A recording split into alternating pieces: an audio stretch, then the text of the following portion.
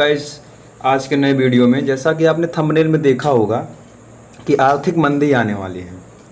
आपके मन में एक क्वेश्चन आ रहा होगा कि आर्थिक मंदी आने वाली है, वो भी भारत में कब से ये सब खबरें निकल के आने लगी।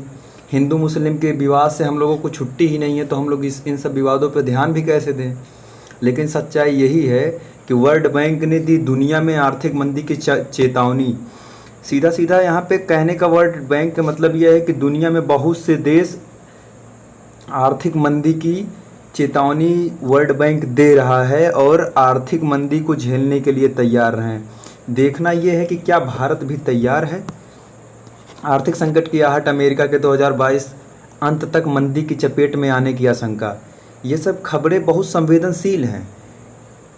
आर्थिक मंदी की जहाँ तक बात की जाए तो ये बताया जा रहा है एक्सपर्ट, ये इंडिया टीवी का आप न्यूज़ देख सकते हैं कि इंडिया टीवी ने बताया कि दुनिया में आर्थिक मंदी ला सकते हैं 5 कारण। नंबर 1, कोरोना महामारी। जैसा आप लोगों ने देखा कि कोरोना जब आया तो पूरी दुनिया की अर्थव्यवस्था को ध्वस्त कर दिया।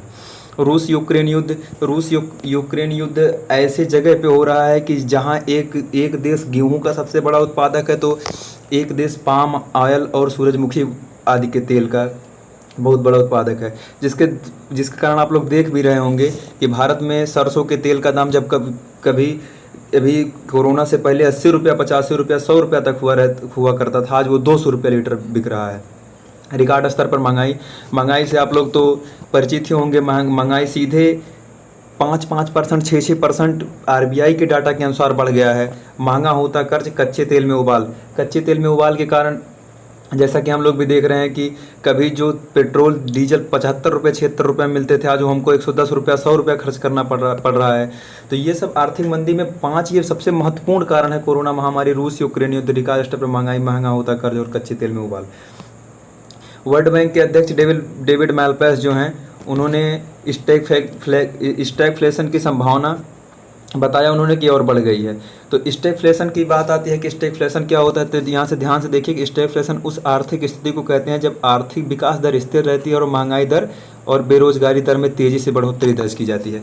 यहाँ पे अगर सिंपल भाषा में ये समझें तो ये इसका मतलब ये है कि जब आर्थिक विकास दर स्थिर रहती है, अर्थात आप काम करते हैं, आपके देश की फैक्ट्रियाँ चलती हैं, लेकिन आपके देश का विकास नहीं होता है और वहाँ पे महंगाई भी बढ़ रही है, बेरोजगारी दर भी बढ़ रही है। इसे अगर मानो कि लैंग्वेज में समझा जाए तो आप ऐसे समझिए कि अगर आप कहीं दौड़ रहे हैं तो आप एक ही जगह पे दौड़ रहे हैं, आप न आगे कुछ दूरी न कवर कर रहे हैं अपने पैरों के द्वारा और आपकी एनर्जी भी क्षति हो रही है।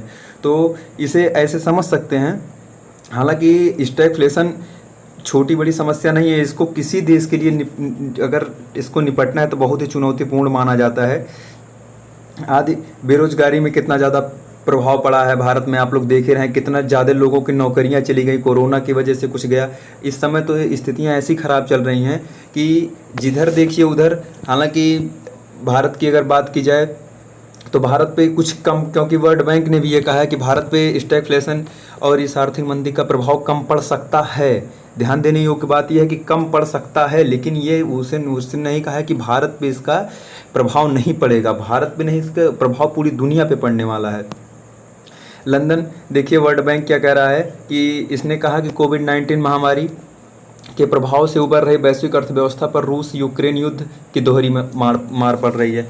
आप लोग जैसा कि जान ही रहे होंगे कि कोरोना ने पूरी दुनिया की अर्थव्यवस्था को चौपट किया। उसके बाद रूस यूक्रेन युद्ध ने पाम ऑयल, ये कच्चे तेल, जो पाम ऑयल मतलब ये जो जिससे ये सब हम लोग मतलब खाने योग्य तेल बनता है।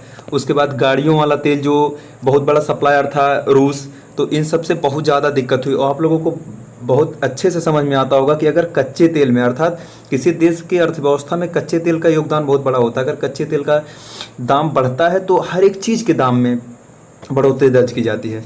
विश्व बैंक ने यह भी चेतावनी दी है कि यूरोप और पूर्वी एशिया, यहाँ पे ध्यान देने वाली बात है पूर्वी एशिया में भी भारत आता है। कई कम विकसित देश भी गंभीर आर्थिक मंदी का सामना कर सकते हैं। साथ ही महंगाई और लो ग्रोथ यानी स्टैगफ्लेशन, जिसके बारे में हमने आपको पहले समझाया, आशंका बढ़ गई है। यहाँ पे देखिए इसने स्पष्ट वर्डों में लिखा है कि स्टैगफ्लेशन की स्थिति से निपटना किसी भी देश के लिए चुनौतीपूर्ण माना जाता है। ये सबसे बड़ी बात है। अगर मंदी में 1929 में जो सबसे बड़ी ग्रेट रिसेशन, ग्रेट डिप्रेशन कहा जाता है उसको, हुआ थी, उसको भी बहुत आसानी से निपटा गया था उस समय। 2008 में जो केवल अमेरिका के एक बैंक द्वारा Lehman and brothers bank fail हुआ और पूरी दुनिया में रिसेशन आ गया था, इकोनॉमिक रिसेशन, जिससे भी समस्या होती, उससे भी बहुत कम समय में आप लोगों को देखा होगा, अगर आप लोगों को याद पड़ता होगा तो बहुत ज़्यादा अर्थव्यवस्था, भारत की अर्थव्यवस्था पे 2008 वाली मंदी का प्रभाव नहीं पड़ा था। हो सकता है वैसा ही प्रभाव पड़े, लेकिन अगर स्टैगफ्लेशन की स्थिति रहेगी तो उसका प्रभाव कुछ ज़्यादा हो जाएगा। अगर आर्थिक मंदी को स्पष्ट शब्दों में समझा जाए तो इसका मतलब ये होता है कि जब अंतर्राष्ट्रीय स्तर पर वस्तुओं और सेवाओं के उत्पादन में निरंतर गिरावट हो रही हो, सकल घरेलू उत्पाद जिसे हम जीडीपी कहते हैं, आप लोगों को समझने के लिए बता दूं, जीडीपी कम 3 महीने डाउन ग्रोथ में, अर्थात जीडीपी जब हर 3 महीने कुछ, मतलब हर महीने कुछ न कुछ बढ़ती है, लेकिन अगर इसी 3 महीने घट रही हो, इस स्थिति को विश्व आर्थिक मंदी कहते हैं। सन 1929 में शुरुआती आर्थिक मंदी आधुनिक विश्व के आर्थिक इतिहास में सर्वाधिक गंभीर उथल पुथल में से एक थी। 1929 के बारे में हमने आपको बता दिया कि सबसे पहले मंदी उसी समय आई थी, कि उसे ग्रेट डिप्रेशन के नाम से जाना जाता है। तो आर्थिक मंदी की सीधी सीधी अगर हमें जानने की कोशिश करें तो जब आर्थिक स्तर पर वस्तुओं और सेवाओं के उत्पादन में निरंतर गिरावट हो रही हो और सकल घरेलू उत्पाद कम से कम 3 महीने डाउन ग्रोथ में हो, तो इस स्थिति को विश्व आर्थिक मंदी कहा जाता है। बात आती है ब्लैक स्वान थ्योरी क्या होता है। इसके एक शब्द में समझ लीजिए कि ब्लैक स्वान होता है, स्वान मतलब होता है हंस। हंस हमेशा आप देखते होंगे सफ़ेद होता है, ब्लैक स्वान नहीं पाया जाता है दुनिया में। इसीलिए ब्लैक स्वान थ्योरी का मतलब ये होता है कि एक ऐसी घटना जो यकायक हो जाए, समझ रहे हैं ना आप, इस विधा, एक ऐसी विधा जो यकायक हो जाती है, उसे ब्लैक स्वान थ्योरी कहते हैं। तो ये बहुत स्पष्ट शब्दों में आप समझ गए होंगे। भारत की अर्थव्यवस्था के लिए बुरी खबर, घाटे। अब हाल ही में घाटा भी भारत का बहुत ज़्यादा बढ़ गया। अगर देखा जाए तो भारत का व्यापार घाटा 25.63 बिलियन डॉलर बढ़ा। 25, इससे भारत के जो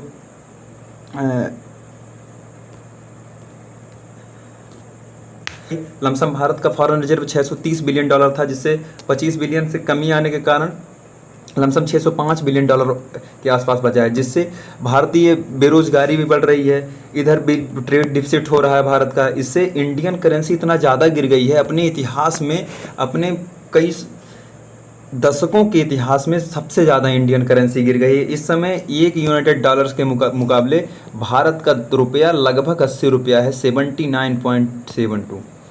ये किसी देश की अर्थव्यवस्था के लिए बहुत बड़ी बात होती है।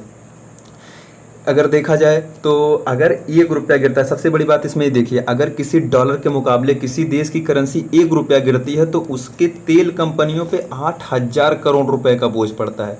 ये बहुत बड़ा अमाउंट होता है, 8,000 करोड़ रुपए। ये एक सोचनीय विषय है। इसको सरकार को भी ध्यान में रखना होगा कि इतना बड़ा अगर बोझ पड़ रहा है 1 रुपये के घटने पे, तो कितना ज़्यादा ध्यान देना होगा कि डॉलर के मुकाबले रुपया कमज़ोर ना हो। अगर बात की जाए कि आप क्या करें आर्थिक मंदी से निपटने के लिए, क्या ना करें, आपके लिए फ़ायदा क्या होगा, तो क्रेडिट कार्ड, BNPL को करें बाएं बाएं से, मतलब इन दोनों का प्रयोग ना करें। शेयर मार्केट और क्रिप्टो में पैसा ना लगाएं इस समय, क्योंकि आर्थिक मंदी के प्रभाव से आपके पैसे डूब भी सकते हैं। रियल एस्टेट में पैसे लगाने से बचें, गैर जरूरी चीज़ों पे खर्च ना करें, मेंटल हेल्थ ना ख़राब होने दें।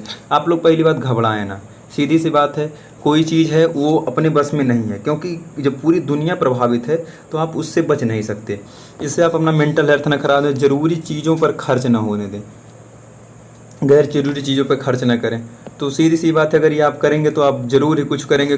क्या करें, इमरजेंसी फ़ंड तैयार करें। इमरजेंसी फ़ंड तैयार करने का मतलब है कि रिसेशन एक बार जब आता है, तो मतलब मंदी जब आती है तो कम से कम उसका प्रभाव विस्तृत रूप से अगर देखा जाए तो लमसम 1 साल रहता है। तो आप 1 साल का अपना खर्चा बचा के रखिए, क्योंकि उस समय उत्पादन बहुत ही कम होगा और जिससे वस्तुओं के दाम भी बढ़ सकते हैं।